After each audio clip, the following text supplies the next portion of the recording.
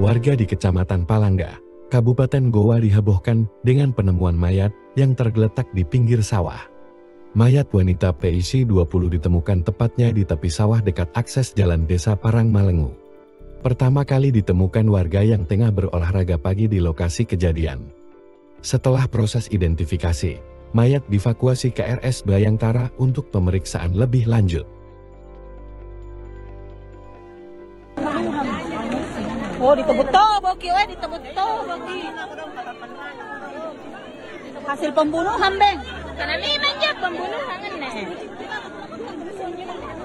Do sini, anak bayi ini, anaknya sudah di lambar rasul mana mereka balak anak bangi. Betul. Dan aku lihat pokoknya di balang mau terus. Betul.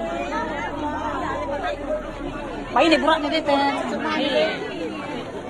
Dia por ya pen sila pen. Kita